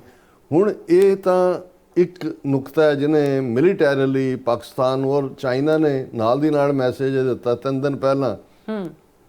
ਚਾਈਨਾ ਨੇ ਬੀਜਿੰਗ ਦੇ ਵਿੱਚ ਜਿੱਥੇ ਪਾਕਿਸਤਾਨ ਦਾ ਨੁਮਾਇੰਦਾ ਅਫਗਾਨਿਸਤਾਨ, ਕਿਉਂਕਿ ਇੱਕ ਤਾਲਿਬਾਨ ਦੀ ਹਕੂਮਤ ਸੀ ਜਿਹਨੇ ਭਾਰਤ ਦਾ ਸਾਥ ਦਿੱਤਾ, ਬਾਕੀ ਕੋਈ ਨਾਲ ਨਹੀਂ ਖੜੇ। ਇਜ਼ਰਾਈਲ ਨੇ ਵੀ ਫਾਰਮਲ ਜੀ ਸਟੇਟਮੈਂਟ ਹੀ ਦਿੱਤੀ। ਹੁਣ ਇਸ ਸਾਰੇ ਦੇ ਚੱਲਦੇ ਆ ਅੱਜ ਕੱਲ੍ਹ ਤੁਸੀਂ ਦੇਖੋਗੇ ਭਾਰਤੀ ਮੀਡੀਆ 'ਚ ਤੁਰਕੀਆ, ਜਿਹਨੂੰ ਅਸੀਂ ਟਰਕੀ ਕਹਿੰਦੇ ਆ, ਉਹਨਾਂ ਨੇ ਆਪਣਾ ਨਾਮ ਬਦਲਿਆ ਮੁਲਕ ਦਾ, ਹੁਣ ਤੁਰਕੀਆ ਕਹਿੰਦੇ ਨੇ, ਉਹਦੇ ਖਿਲਾਫ ਪੂਰਾ ਪ੍ਰੋਪੇਗੈਂਡਾ ਹੋ ਰਿਹਾ ਹੈ। ਉਹਨਾਂ ਨੂੰ ਜਿਹੜੀ ਕੋਈ ਸਿਕਿਉਰਿਟੀ ਫਰਮ ਸੀ ਉਹਨਾਂ ਦੀ, ਉਹਨੂੰ ਕੈਂਸਲ ਕਰਤਾ। ਇੰਡੀਅਨਸ ਨੂੰ ਕਿਹਾ ਜਾ ਰਿਹਾ ਵੀ ਤੁਸੀਂ ਤੁਰਕੀ ਨਾ ਜਾਓ, ਉੱਥੇ ਸੈਰ ਕਰਨ, ਉਹ ਭੁੱਖੇ ਨੰਗੇ, ਉੱਥੇ ਕਿੱਡੇ ਕੁ ਉਹਨਾਂ ਨੇ ਤੁਰਕੀਆ ਦੀ ਇਕੋਨਮੀ 'ਚ ਕੀ ਦੇਣਾ। ਪਰ ਚਾਈਨਾ, ਤੁਰਕੀਆ ਜਿਵੇਂ ਖੁੱਲ੍ਹ ਕੇ ਨਾਲ ਖਲੋਤੇ, ਔਰ ਕੋਈ ਵੀ ਦੁਨੀਆ ਦਾ ਮੁਲਕ, ਜਿਵੇਂ ਮੈਂ ਕਿਹਾ ਵੀ ਤਾਲਿਬਾਨ, ਉਹ ਵੀ ਚੀਨ ਨੇ ਸੱਦ ਲਿਆ ਉਹਨਾਂ ਨੂੰ ਕਿ ਆਓ, ਕਿਉਂਕਿ ਪੈਸੇ ਤਾਂ ਉਹਨਾਂ ਨੂੰ ਵੀ ਚਾਹੀਦੇ ਨੇ ਔਰ ਰੇਅਰ ਅਰਥ ਮਟੀਰੀਅਲ ਵੀ ਉਹਨਾਂ ਦੇ ਨੇ। ਹਾਲਾਂਕਿ ਚਾਈਨਾ ਨੇ ਐਮਬੈਸੀ ਤਾਂ ਸਭ ਤੋਂ ਪਹਿਲਾਂ ਖੋਲ੍ਹੀ ਜਦੋਂ ਤਾਲਿਬਾਨ ਨੇ ਟੇਕ ਓਵਰ ਕੀਤਾ, ਉਹਨੂੰ ਰੈਕਗਨਾਈਜ਼ ਨਹੀਂ ਕੀਤਾ ਹੋਇਆ। ਪਰ ਹੁਣ ਇਸ ਗੱਲ ਦੀਆਂ ਵੀ ਸੰਭਾਵਨਾਵਾਂ ਨੇ ਕਿ ਆਉਣ ਵਾਲੇ ਦਿਨਾਂ 'ਚ ਉਹਨੂੰ ਰੈਕਗਨਾਈਜ਼ ਵੀ ਕਰੇਗਾ ਪਾਕਿਸਤਾਨ ਵੀ, ਟਰਕੀ ਵੀ। ਲੇਕਿਨ ਇਹ ਜਿਹੜਾ ਇੱਕ ਅਲਾਇੰਸ ਐਮਰਜ ਹੋਇਆ ਔਰ ਇੱਕਦਮ ਉਹੀ ਅਫਗਾਨਿਸਤਾਨ ਦੇ ਜਿਹੜੇ ਨੇ ਉਹ ਪਾਕਿਸਤਾਨ ਦੇ ਨੁਮਾਇੰਦੇ ਦੇ ਨਾਲ ਵੀ ਬੈਠੇ ਨੇ। ਚੀਨ ਨੇ ਮੈਸੇਜ ਵੀ ਬੜਾ ਕਲੀਅਰ ਦੇ ਦਿੱਤਾ ਕਿ ਭਾਈ ਇਸ ਪਾਰਟ ਨੂੰ ਜਿਹੜਾ ਹੈ ਬਿਲਕੁਲ ਟੱਚ ਨਾ ਕੀਤਾ ਜਾਏ। ਇਹ ਜਿਹੜਾ ਇਕਨੋਮਿਕਲ ਹੈ ਜਿਹੜੀ ਪ੍ਰੋਸਪੈਰਿਟੀ, ਉਹ ਜੁੜੀ ਹੋਈ ਹੈ ਇਸ one belt one road initiative ਦੇ ਨਾਲ। ਹੁਣ ਇਸ ਸਾਰੇ ਦੇ ਚੱਲਦੇ ਆ, ਜੇ ਇੱਕ ਤਾਂ ਮਿਲੀਟੈਰਲੀ ਤਾਂ ਦੂਜੀ ਫੇਲਿਅਰ ਹੋਈ। ਹੁਣ ਜਦੋਂ ਰਾਹੁਲ ਗਾਂਧੀ, ਕਿਉਂਕਿ ਇਹ Rahul Gandhi as a Congress leader ਅਸੀਂ ਗੱਲ ਨਹੀਂ ਕਰ ਰਹੇ, ਕਿਉਂਕਿ ਪਾਰਲੀਮੈਂਟ ਦੇ ਵਿੱਚ ਇੱਕ ਹਕੂਮਤ ਹੁੰਦੀ, ਹਕੂਮਤ ਤਾਂ ਦੌੜੀ ਹੋਈ ਹੈ। ਉਹ ਤਾਂ ਮੋਦੀ ਉੱਥੇ ਬੀਕਾਨੇਰ ਜਾ ਕੇ ਕਹਿੰਦਾ ਕਿ ਜੀ ਮੈਨੂੰ ਸੰਦੂਰਨੀ ਬਰੂਦ ਜਿਹੜਾ ਉਹ ਨਜ਼ਰ ਆ ਰਿਹਾ। ਅਸੀਂ ਕਿਹਾ ਵੀ ਉਹਦੀਆਂ ਨਾਸਾਂ ਨੂੰ ਚੜ੍ਹਿਆ ਹੋਇਆ ਬਾਰੂਦ, ਕਿਉਂਕਿ ਔਰ ਕੋਈ ਜਵਾਬ ਜੋ ਲੋਕਾਂ ਵੱਲੋਂ ਪੁੱਛਿਆ ਜਾ ਰਿਹਾ। ਪਰ ਜਿਹੜੀ ਆਪੋਜੀਸ਼ਨ ਦੀ ਧਿਰ ਹੈ, ਲੀਡਰ ਆਫ ਦਾ ਆਪੋਜੀਸ਼ਨ, ਉਹਦਾ ਮਿਨਿਸਟਰ ਦਾ ਦਰਜਾ ਵੀ ਹੁੰਦਾ ਹੈ ਔਰ ਆਲਮੋਸਟ 20% ਤੋਂ ਜ਼ਿਆਦਾ ਵੋਟਾਂ ਜਿਹੜੀਆਂ ਨੇ ਉਹ ਕਾਂਗਰਸ ਲੈਂਦੀ ਹੈ ਇੰਡੀਆ ਦੀ। ਬੇਸ਼ੱਕ ਸਾਡਾ ਡਿਸਲਾਈਕ ਹੈ ਉਹਨਾਂ ਦੇ ਲਈ, ਪਰ ਮੈਂ ਜਦੋਂ ਡਿਬੇਟ ਦੇ ਐਂਗਲ ਤੋਂ ਦੇਖਦਾ, ਹੁਣ ਜਦੋਂ ਰਾਹੁਲ ਗਾਂਧੀ ਇਹ ਟਵੀਟ ਕਰਦਾ ਹੈ ਕਿ ਬਈ ਇੰਡੀਆ ਦਾ ਕੱਲਾ ਜਿਹੜਾ ਉਹ ਇਹ ਨਹੀਂ ਹੈ ਵੀ ਇਹਨਾਂ ਨੇ ਕੋਈ ਨਾ ਪਾਰਲੀਮੈਂਟ ਦਾ ਸਪੈਸ਼ਲ ਸੈਸ਼ਨ ਸੱਦਿਆ ਹੈ, ਨਾ ਕੋਈ ਇਸ ਲੈਵਲ ਦੀ ਬਰੀਫਿੰਗ। ਹਾਂ, ਉਹਨਾਂ ਨੇ ਜਿਹੜੀਆਂ ਆਪੋਜੀਸ਼ਨ ਪਾਰਟੀਆਂ ਨੇ ਉਹਨਾਂ ਨੂੰ ਸੰਤੁਸ਼ਟ ਕਰਨ ਦੇ ਲਈ, ਜਾਂ ਇਹ ਕਹੋ ਕਿ ਉਹਨਾਂ ਨੂੰ ਆਰੇ ਲਾਉਣ ਦੇ ਲਈ, ਜਿਵੇਂ ਅਸੀਂ ਕਿਹਾ ਸੀ ਵੀ 7 ਡੈਲੀਗੇਸ਼ਨ ਭੇਜੇ, 60 ਦੇ ਕਰੀਬ ਉਹਦੇ 'ਚ MP ਉਹ ਪਾਏ ਨੇ ਜੈਕਟਾਂ ਜਿਹੀਆਂ ਪਾ ਕੇ। ਕੋਈ ਮਾਸਕੋ ਘੁੰਮ ਰਿਹਾ, ਉੱਥੇ ਵੀ ਮਾਸਕੋ ਵੀ ਲੱਗਾ ਸੀ, ਯੂਕਰੇਨ ਦਾ ਡਰੋਨ ਇਹਨਾਂ ਦੇ ਵਿੱਚ ਵੱਜਣ ਆ ਕੇ, ਉੱਥੋਂ ਵੀ ਨਿਕਲੇ ਜਾ ਕੇ। ਕੋਈ ਲੈਣਾ ਨਹੀਂ ਦੇਣਾ ਨਹੀਂ। ਔਰ ਉਹ ਠੀਕ ਕਿਹਾ ਉਹਨਾਂ ਨੇ ਵੀ ਜਿਨ੍ਹਾਂ ਮੁਲਕਾਂ ਦਾ ਤਾਲੁਕ ਹੀ ਕੋਈ ਨਹੀਂ, ਉਹਨਾਂ ਨੂੰ ਤੁਸੀਂ ਕਿਹੜੀ ਬਰੀਫਿੰਗ ਕਰ ਰਹੇ ਹੋ? ਜਾਂ 1 ਜਾਂ 2 ਦਿਨ 'ਚ ਜਾ ਕੇ ਤੁਹਾਡੀ ਟੁੱਟੀ ਭੱਜੀ ਅੰਗਰੇਜ਼ੀ ਔਰ ਬਿਲਕੁਲ ਬੇਮਤਲਬ ਜਿਹੀ ਤੇ ਤੁਹਾਡੀਆਂ ਸ਼ਕਲਾਂ, ਉਹ ਵੀ ਦੇਖਦੇ ਹੋਣੇ ਨੇ ਵੀ ਇਹ ਬਾਂਦਰ ਜੇ ਕਿੱਥੋਂ ਆਏ ਹੋਏ ਨੇ। ਨਹੀਂ, ਕੋਈ ਉਹਦਾ ਮਤਲਬ ਨਹੀਂ ਹੈ ਕਿ ਤਾਂ ਹੁੰਦਾ ਨਾ ਕੋਈ। ਲੇਕਿਨ ਕਿਉਂਕਿ ਇਹ ਸਵਾਲ ਜਿਹੜਾ ਆਇਆ ਕਿ ਵੀ ਨੋ ਕੰਟਰੀ ਇਨ ਦਾ ਵਰਲਡ, 193 ਮੁਲਕਾਂ ਚੋਂ ਤਾਲਿਬਾਨ ਦੀ ਹਕੂਮਤ ਨੂੰ ਤਾਂ ਰੈਕਗਨਾਈਜ਼ ਨਹੀਂ ਕੀਤਾ ਹੋਇਆ ਕਿਸੇ ਨੇ, ਪਾਕਿਸਤਾਨ ਨੇ ਵੀ ਨਹੀਂ ਕੀਤਾ ਹੋਇਆ, ਇੰਡੀਆ ਨੇ ਵੀ ਨਹੀਂ ਕੀਤਾ ਹੋਇਆ, ਕਿ ਵੀ ਉਹਦੀ ਹਮਾਇਤ ਤੋਂ ਬਿਨਾਂ ਸਾਰੀ ਦੁਨੀਆ 'ਚ ਨਿਖੜ ਜਾਣਾ। ਔਰ ਇਹੀ ਸਵਾਲ ਜਦੋਂ ਉਹਨੇ ਰਾਹੁਲ ਗਾਂਧੀ ਨੇ ਆਪਣੇ ਟਵੀਟ ਦੇ ਵਿੱਚ ਵੀ ਔਰ ਸਿੱਧੇ ਤੌਰ ਦੇ ਉੱਤੇ ਵੀ ਉਹਨੇ ਪੁੱਛਿਆ, ਉਹਨੇ ਕਿਹਾ why has India been hyphenated with Pakistan. ਉਹਨੇ ਕਿਹਾ ਜੀ ਸਿੱਧਾ ਹੁਣ ਜਦੋਂ ਵੀ ਗੱਲ ਹੋ ਰਹੀ ਹੈ Indo Pakistan, otherwise India claim ਕਰਦਾ ਸੀ ਜੇ ਅਸੀਂ ਡੀ ਹਾਈਫਨੇਟ ਹੋ ਗਏ, ਹੁਣ ਅਸੀਂ ਵੱਡੀ ਇਕੋਨਮੀ 4th 5ਵੀਂ ਬਣ ਗਏ, ਹੁਣ ਅਸੀਂ ਉਹ ਨਹੀਂ ਰਹੇ ਜਿਹਦਾ ਮੁਕਾਬਲਾ ਪਾਕਿਸਤਾਨ ਦੇ ਨਾਲ ਕੀਤਾ ਸੀ। ਫਿਰ ਉਹਨੇ ਪੁੱਛਿਆ why did not a single country back us in condemning Pakistan. ਵੀ ਦੁਨੀਆ ਦੇ ਇੱਕ ਵੀ ਮੁਲਕ ਨੇ, ਇਹ ਜੋ ਮਰਜ਼ੀ ਕਹੀ ਜਾਣ, ਹੁਣ ਜਿਹੜੇ ਡੈਲੀਗੇਸ਼ਨ ਜਾ ਰਹੇ ਨੇ ਉਹ ਵੀ ਕਹਿ ਰਹੇ ਨੇ ਕਿ ਜੀ ਅਸੀਂ ਬਰੀਫ, ਪਰ ਕਿਸੇ ਮੁਲਕ ਨੇ ਪਾਕਿਸਤਾਨ ਨੂੰ ਕੰਡੈਮ ਤਾਂ ਕਰਨ ਜੇ ਪਾਕਿਸਤਾਨ ਨੇ ਕੀਤਾ ਹੋਏ। ਕਿਉਂਕਿ ਇੰਡੀਅਨ ਪ੍ਰੋਪੇਗੈਂਡੇ ਥੱਲੇ ਉਹ ਗਾਂ ਮੂਤਰ ਪੀਣ ਵਾਲਿਆਂ ਨੂੰ ਜਾਂ ਗੋਹਾ ਖਾਣ ਵਾਲਿਆਂ ਨੂੰ ਤਾਂ ਕਨਵਿੰਸ ਕਰ ਸਕਦੇ ਨੇ, ਲੈ ਵੀ ਲੈਣਗੇ ਵੋਟਾਂ ਉਹਨਾਂ ਦੀਆਂ। ਪਰ ਇਹ ਸਾਰੇ ਮੁਲਕਾਂ ਦੀਆਂ ਆਪਣੀਆਂ ਇੰਟੈਲੀਜੈਂਸ ਏਜੰਸੀਆਂ ਨੇ, ਉਹਨਾਂ ਨੂੰ ਪਤਾ ਹੈ ਵੀ ਇਹ ਕਰਤੂਤ ਕਿਹਨਾਂ ਨੇ। ਇਹ ਉਹਨੇ ਦੂਜਾ ਸਵਾਲ ਪੁੱਛਿਆ। ਫਿਰ ਉਹਨੇ ਤੀਸਰਾ ਪੁੱਛਿਆ ਕਿ who asked Trump to mediate between India and Pakistan. ਕਿਹਨੇ ਕਿਹਾ ਟਰੰਪ ਨੂੰ? ਇਹਦਾ ਇਜ਼ਹਾਰ ਹੈ ਇਹਨਾਂ ਨੇ ਕਿਹਾ ਹੋਏਗਾ, ਹੁਣ ਇਹ ਤਾਂ ਹੈ ਨਹੀਂ। ਹਾਲਾਂਕਿ ਚਲੋ ਟਰੰਪ ਨੇ ਇੰਨਾ ਕੁ ਭੇਤ ਰੱਖ ਲਿਆ, ਉਹਨੇ ਕਿਹਾ ਕਿ ਜੀ they were coming close to nuclear thing, ਤੇ ਮੈਂ ਨਿਊਕਲੀਅਰ ਤੋਂ ਬਚਾ ਦਿੱਤਾ। ਪਰ ਜਿਵੇਂ ਇਹਨਾਂ ਨੇ ਬਾਲਾਕੋਟ ਕੀਤਾ ਜਿਹਦੇ 'ਚ ਕਾਂ ਤੇ ਦਰਖਤ ਦੋ ਮਾਰ ਕੇ ਆ ਗਏ, ਔਰ ਲੇਕਿਨ ਉਹਨਾਂ ਨੂੰ ਸੀ ਵੀ ਹੁਣ ਪਾਕਿਸਤਾਨ ਨੇ ਰੀਟੈਲੀਏਟ ਡੌਗ ਫਾਈਟ ਹੋਈ ਅਭਿਨੰਦਨ ਥੱਲੇ ਉਤਾਰ ਲਿਆ ਜਾਂ ਦੂਸਰਾ। ਔਰ ਉਸ ਵੇਲੇ ਦਾ ਜਿਹੜਾ ਸੈਕਟਰੀ ਆਫ ਸਟੇਟ ਹੈ ਜਿਹਨੇ ਬਾਅਦ ਦੇ ਵਿੱਚ ਕਿਤਾਬ ਵੀ ਲਿਖੀ, ਉਹਦੇ 'ਚ ਉਹਨਾਂ ਨੇ ਕਿਹਾ ਵੀ ਸਾਰੀ ਰਾਤ ਮੈਨੂੰ ਸੁਸ਼ਮਾ ਸਵਰਾਜ ਨੇ ਸੌਣ ਨਹੀਂ ਦਿੱਤਾ। ਉਹ ਕਿਸੇ ਮੁਲਕ 'ਚ ਸੀ ਬਾਹਰ, ਵਿਤਨਾਮ ਕੇ ਕਿੱਥੇ, ਕਿ ਜੀ ਰੋਕੋ, ਪਾਕਿਸਤਾਨ ਨੇ ਕਰ ਦੇਣਾ ਨਿਊਕਲੀਅਰ ਕੰਮ। ਹੁਣ ਵੀ ਜਦੋਂ ਇਹਨਾਂ ਦੀ ਕੁੱਟ ਇਹਨਾਂ ਨੂੰ ਪਈ ਚੰਗੀ ਤਰ੍ਹਾਂ, ਔਰ ਪਾਕਿਸਤਾਨ ਨੇ ਆਪਣਾ ਜਿਹੜਾ ਉਹ ਨਿਊਕਲੀਅਰ ਆਪਸ਼ਨ ਵੱਲ ਵੀ ਧਿਆਨ ਦਿੱਤਾ ਹੋਏਗਾ, ਤੇ ਨਤੀਜੇ ਦੇ ਤੌਰ ਦੇ ਉੱਤੇ ਇਹਨਾਂ ਨੇ ਹਾਲ ਪਾਰਿਆ ਪਾਇਆ ਹੋਏਗਾ। ਉਹਨੇ ਕਿਹਾ ਕਿ ਬਈ ਕਿਉਂ ਜਿਹੜੀ ਹੈ ਇੰਡੀਆਜ਼ ਫੋਰਨ ਪਾਲਿਸੀ ਹੈਜ਼ ਕਲੈਪਸਡ। ਬਿਲਕੁਲ ਠੀਕ ਆਬਜ਼ਰਵੇਸ਼ਨ। ਹੁਣ ਨਾਲ ਦੀ ਨਾਲ ਜਿਹੜੀ ਹੈ ਰਾਹੁਲ ਗਾਂਧੀ ਦੇ ਇਸ ਸਟੈਂਡ ਤੋਂ ਬਾਅਦ ਉਹਨੇ ਕਿਹਾ ਵੀ ਇਹ ਜਿਹੜਾ ਐਸ ਜੈ ਸ਼ੰਕਰ ਹੈ ਇਹ ਤਾਂ ਉਹੀ ਰੋਲ ਪਲੇ ਕਰ ਰਿਹਾ ਜਿਹੜਾ ਜੈ ਚੰਦ ਨੇ ਕੀਤਾ ਸੀ। ਔਰ ਹਿਸਟਰੀ ਦਾ ਜਿਹੜਾ ਵੀ ਸਟੂਡੈਂਟ ਹੈ ਉਹਨੂੰ ਪਤਾ ਹੈ ਕਿ ਪ੍ਰਿਥਵੀ ਰਾਜ ਚੌਹਾਨ ਜਦੋਂ ਦਿੱਲੀ ਤਖਤ ਦੇ ਉੱਤੇ ਸੀ, ਹਾਲਾਂਕਿ ਜੈ ਚੰਦ ਉਹਦਾ ਮਾਮੇ ਦਾ ਜਾਂ ਮਾਸੀ ਦਾ ਮੁੰਡਾ ਹੀ ਸੀ, ਲੇਕਿਨ ਉਹਨੇ ਕੋਈ ਬਦਤਮੀਜ਼ੀ ਕੀਤੀ ਹੋਈ ਸੀ ਪ੍ਰਿਥਵੀ ਰਾਜ ਚੌਹਾਨ ਨੇ, ਉਹਦੀ ਡਾਟਰ ਹੀ ਕੱਢ ਕੇ ਲਿਜਾ ਕੇ ਉਹਦੇ ਨਾਲ ਆਪੇ ਸਵੰਬਰ ਰਚਾ ਲਿਆ ਸੀ, ਔਰ ਉਹਦੇ ਮਨ 'ਚ ਬਦਲਾ ਸੀ। ਤੇ ਉਹਨੂੰ ਲੱਗਾ ਵੀ ਇਹਨੂੰ ਸਜ਼ਾ ਮੇਰੇ ਕੋਲ ਤਾਂ ਇੰਨੀ ਤਾਕਤ ਨਹੀਂ ਹੈ, ਤਾਂ ਉਹ ਮੁਹੰਮਦ ਗੌਰੀ ਜਿਹੜਾ ਅਫਗਾਨ ਸੀ ਜ਼ਾਰ ਹੈ, ਉਹਨੇ ਕਿਹਾ ਵੀ ਤੂੰ ਆ ਔਰ ਮੈਂ ਤੇਰੀ ਮਦਦ ਤੇ ਹੋਵਾਂਗਾ। ਉਹ ਆਇਆ, ਪ੍ਰਿਥਵੀ ਰਾਜ ਚੌਹਾਨ ਨੂੰ ਡਿਫੀਟ ਕੀਤਾ, ਕੈਦੀ ਬਣਾ ਕੇ ਨਾਲ ਲੈ ਗਿਆ। ਹਾਲਾਂ ਜੈ ਚੰਦ ਦੇ ਪੱਲੇ ਵੀ ਕੁਛ ਨਹੀਂ ਪਾਇਆ। ਇਸ ਲਈ ਜਦੋਂ ਗਦਾਰੀਆਂ ਦਾ ਜ਼ਿਕਰ ਹੁੰਦਾ ਹੈ ਤੇ ਜੈ ਚੰਦ ਨੂੰ ਐਜ਼ ਏ ਟ੍ਰੇਟਰ ਕਿਹਾ ਜਾਂਦਾ ਹੈ ਕਿ ਜਿਹਨੇ ਕਿਸੇ ਫੋਰਨਰ ਨੂੰ ਸੱਦਿਆ। ਹੁਣ ਉਹ ਉਹਨਾਂ ਨੂੰ ਜੈ ਚੰਦ ਕਹਿ ਰਿਹਾ, ਤੇ ਬੀਜੇਪੀ ਵਾਲਿਆਂ ਨੇ ਕਿਹਾ ਕਿ ਜੀ ਇਹ ਰਾਹੁਲ ਗਾਂਧੀ ਉਹ ਸਵਾਲ ਪੁੱਛ ਰਿਹਾ ਜਿਹਦੇ ਥੱਲੇ ਸਾਡੀ ਰਾਸ਼ਟਰੀ ਸੁਰੱਖਿਆ ਨੂੰ ਖਤਰਾ ਹੋ ਜਾਏਗਾ। ਉਹਨਾਂ ਨੇ ਕਿਹਾ ਜੀ ਇਹ ਮੀਰ ਜ਼ਾਫਰ ਹੈ। ਹੁਣ ਜਦੋਂ ਜੈ ਚੰਦ ਮੀਰ ਜ਼ਾਫਰ, ਇਹਦਾ ਮਤਲਬ ਹੈ ਤਾਂ ਸਾਰੇ ਹੀ ਨੇ ਜੈ ਚੰਦ ਮੀਰ ਜ਼ਾਫਰਾਂ ਦੀ ਔਲਾਦ ਹੀ ਨੇ, ਇਹ ਤਾਕਤ ਤੇ ਬੈਠੇ ਹੋਏ ਨੇ, ਔਰ ਜਿਨ੍ਹਾਂ ਨੇ ਇਨਫੈਕਟ ਇਹਨਾਂ ਨੂੰ ਤਖਤ ਤੇ ਤਾਜ ਲੈ ਕੇ ਦਿੱਤੇ ਨੇ ਸਿੱਖ, ਉਹਨਾਂ ਨੂੰ ਇਹ ਆਤੰਕਵਾਦੀ ਤੇ ਉਗਰਵਾਦੀ ਬਣਾਇਆ ਹੋਇਆ।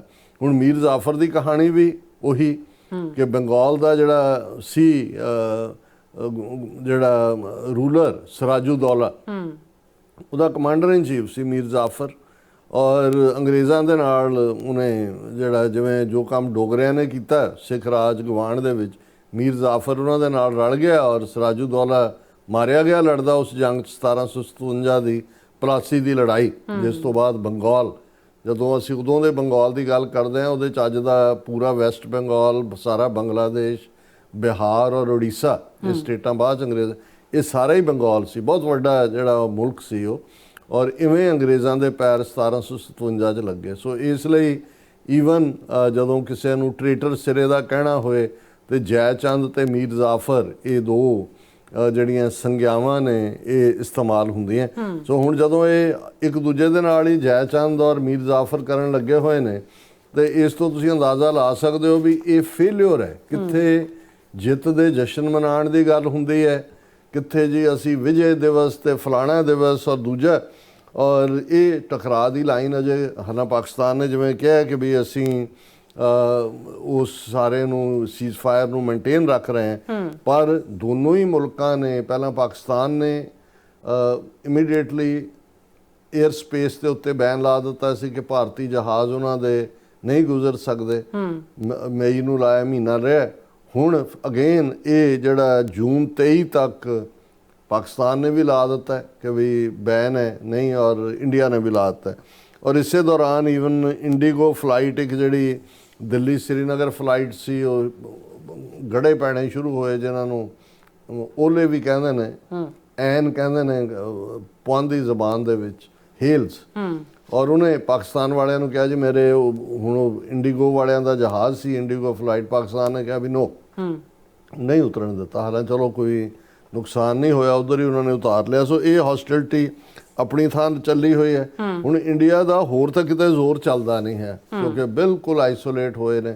ਉਹ IMF ਦੇ ਮਗਰ ਪਏ ਹੋਏ ਨੇ ਕਿ ਜੀ ਤੁਸੀਂ ਜਿਹੜਾ ਪਾਕਿਸਤਾਨ ਨੂੰ ਜਿਹੜਾ ਇਸੇ ਕਨਫਲਿਕਟ ਦੇ ਦੌਰਾਨ $2.3 ਬਿਲੀਅਨ ਅਪਰੂਵ ਕੀਤਾ, 1.2 ਦਿੱਤਾ ਹੈ।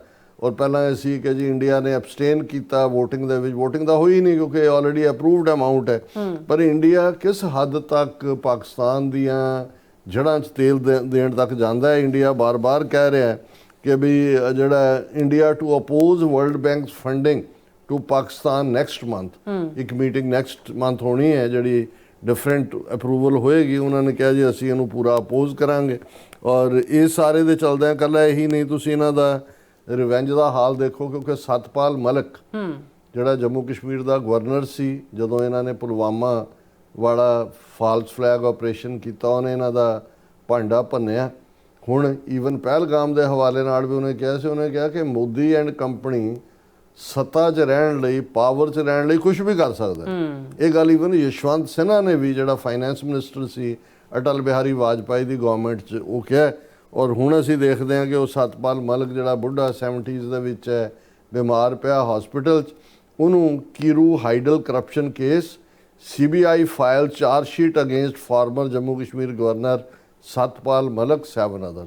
ਹੁਣ ਉਹਦੇ ਤੇ ਕਿਉਂਕਿ ਸਤਪਾਲ ਮਲਕ ਸੱਚ ਬੋਲ ਰਿਹਾ ਕਿ ਵੀ ਇਹ ਤਾਂ ਇਹਨਾਂ ਦਾ ਹੀ ਕੰਮ ਹੋ ਸਕਦਾ, ਉਹਦੇ ਖਿਲਾਫ ਜਿਹੜਾ ਹਾਲਾਂ ਸਤਪਾਲ ਮਲਕ ਨੇ ਹੀ ਕੰਪਲੇਨ ਕੀਤੀ ਗਵਰਨਰ ਹੁੰਦਿਆਂ ਹੀ ਕਿ ਇਹ ਜਿਹੜਾ ਪ੍ਰੋਜੈਕਟ ਹੈ 2200 ਕਰੋੜ ਦਾ ਕਿ ਕਿੰਨਾ, ਕਿ RSS ਦਾ ਇੱਕ ਟੌਪ ਬੰਦਾ ਮੇਰੇ ਕੋਲ ਆਇਆ, ਉਹਨੇ ਆ ਕੇ ਮੈਨੂੰ ਕਿਹਾ ਵੀ ਫਲਾਂ ਸਾਡੇ ਬੰਦੇ ਨੂੰ ਦਿਓ ਔਰ ਇਹਨੂੰ ਤੇ ਇਹ ਜਿਹੜਾ ਜਿਹਨੇ ਇਸ ਕੇਸ ਨੂੰ ਹਾਈਲਾਈਟ, ਕਿਉਂਕਿ ਉਦੋਂ ਸਤਪਾਲ ਮਲਕ BJP ਦਾ ਟਰਸਟਵਰਦੀ ਸੀ, ਜੰਮੂ ਕਸ਼ਮੀਰ ਦਾ ਗਵਰਨਰ ਸੀ, ਉਹਦੇ ਮੌਜੂਦਗੀ ਦੇ ਵਿੱਚ ਹੀ ਆਰਟੀਕਲ 370 ਔਰ ਦੂਜਾ ਖਤਮ ਕੀਤਾ ਗਿਆ 5 ਅਗਸਤ 2019 ਨੂੰ।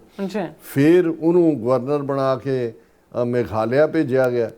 ਉੱਥੇ ਕਿਉਂਕਿ ਕਿਸਾਨ ਮੂਵਮੈਂਟ ਚੱਲ ਰਹੀ ਸੀ, ਜਦੋਂ 3 ਖੇਤੀ ਕਾਨੂੰਨਾਂ ਵਾਲੀ, ਸਤਪਾਲ ਮਲਕ ਨੇ ਖੁੱਲ੍ਹ ਕੇ ਕਿਸਾਨਾਂ ਦੇ ਹੱਕ 'ਚ ਸਟੈਂਡ ਲਿਆ।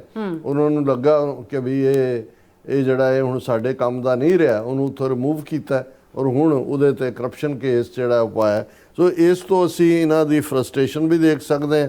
ਔਰ ਇਹ ਸਾਰੇ ਦੇ ਚੱਲਦੇ ਆ ਆਉਣ ਵਾਲੇ ਪੀਰੀਅਡ ਦੇ ਵਿੱਚ ਇਹਨਾਂ ਦਾ ਜਲੂਸ ਫਰਦਰ ਨਿਕਲੇਗਾ, ਕਿਉਂਕਿ ਇਹ ਜਿਹੜੀ ਚਾਈਨਾ ਪਾਕਿਸਤਾਨ, ਔਰ ਅਸੀਂ ਡਿਸਕਸ ਕਰਾਂਗੇ ਕਿ ਭਾਈ ਹੁਣ ਬੰਗਲਾਦੇਸ਼ ਵੀ ਇਸ ਸਾਰੇ ਅਲਾਇੰਸ ਦਾ ਹਿੱਸਾ ਹੈ ਔਰ ਕਿਸ ਪਾਸੇ ਵਾਲੇ ਸਾਰੀ ਗੱਲ ਜਾ ਰਹੀ ਹੈ। ਚਾਈਨਾ ਨੇ ਆਲਰੇਡੀ ਸਟਰੋਂਗਲੀ ਇੰਡੀਆ ਨੂੰ ਵਾਰਨ ਵੀ ਕੀਤਾ ਕਿ ਉਹ ਪਾਕਿਸਤਾਨ ਦੀ ਸੋਵਰਨਿਟੀ ਇੰਟੈਗਰਿਟੀ ਦੇ ਲਈ ਖੜਾ ਹੈ। ਔਰ ਇਹ ਜ਼ਾਹਰ ਹੈ ਕਿ ਹੁਣ ਇਹ ਉਹ ਪਾਕਿਸਤਾਨ ਨਹੀਂ ਹੈ ਜਿਹਨੂੰ ਇੰਡੀਆ ਸਮਝਦਾ ਸੀ ਕਿ ਭਾਈ ਉੱਥੇ ਜਾ ਕੇ ਤੁਸੀਂ ਥੋੜ੍ਹੀ ਬਹੁਤ ਜਿਹੜਾ ਉਹਨਾਂ ਨੂੰ ਡਰਾਵਾ ਦਿਓ ਤੇ ਇਧਰੋਂ ਤੁਹਾਨੂੰ ਹਿੰਦੂਆਂ ਦੀਆਂ ਵੋਟਾਂ ਭਾਰਤ ਦੇ ਮਿਲ ਜਾਣਗੀਆਂ।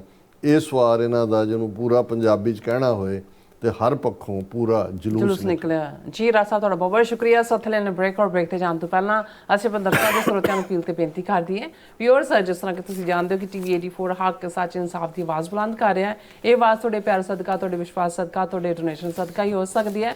ਸੋ ਅਸੀਂ ਚਾਹਾਂਗੇ ਕਿ ਤੁਸੀਂ TV84 ਦੀ ਚੜ੍ਹਦੀ ਕਲਾ ਲਈ ਵੱਧ ਤੋਂ ਵੱਧ ਡੋਨੇਟ ਕਰੋ। ਡੋਨੇਟ ਕਰਨ ਲਈ ਸਾਡੀ ਵੈਬਸਾਈਟ TV84.tv ਤੇ ਜਾ ਕੇ ਪੇਪਲ ਦੀ ਵਰਤੋਂ ਕਰਕੇ 1 ਟਾਈਮ ਡੋਨੇਟ ਕਰ ਸਕਦੇ ਹੋ, ਮੰਥਲੀ ਡੋਨੇਟ ਵੀ ਕਰ ਸਕਦੇ ਹੋ। ਤੁਸੀਂ TV84 ਦੇ ਨਾਮ ਤੇ ਚੈੱਕ ਬਣਾ ਕੇ ਸਾਨੂੰ ਮੇਲ ਵੀ ਕਰ ਸਕਦੇ ਹੋ ਸਾਡੇ ਇਸ ਪਤੇ ਤੇ 36-01 37th Avenue, ਲੌਂਗ ਆਈਲੈਂਡ ਸਿਟੀ, ਨਿਊਯਾਰਕ 11101 USA, ਜਾਂ ਫਿਰ ਤੁਸੀਂ ਸਾਨੂੰ ਫੋਨ ਰਾਹੀਂ ਵੀ ਸੰਪਰਕ ਕਰ ਸਕਦੇ ਹੋ 5166191984। ਤੁਸੀਂ ਸਾਨੂੰ ਈਮੇਲ ਵੀ ਕਰ ਸਕਦੇ info@tv84.tv ਤੇ। ਅਸੀਂ ਤੁਹਾਡੇ ਤਹਿ ਦਿਲ ਤੋਂ ਸ਼ੁਕਰਗੁਜ਼ਾਰ ਹੋਵਾਂਗੇ। ਸੋ ਇੱਥੇ ਲੈਣੇ ਬ੍ਰੇਕ। ਵਿਊਅਰਸ, ਤੁਸੀਂ ਇਸੇ ਤਰ੍ਹਾਂ ਬਣੇ ਰਹਿਣਾ। ਮਿਲਦੇ ਹਾਂ ਆਫਟਰ ਦਿਸ ਸ਼ਾਰਟ ਬ੍ਰੇਕ।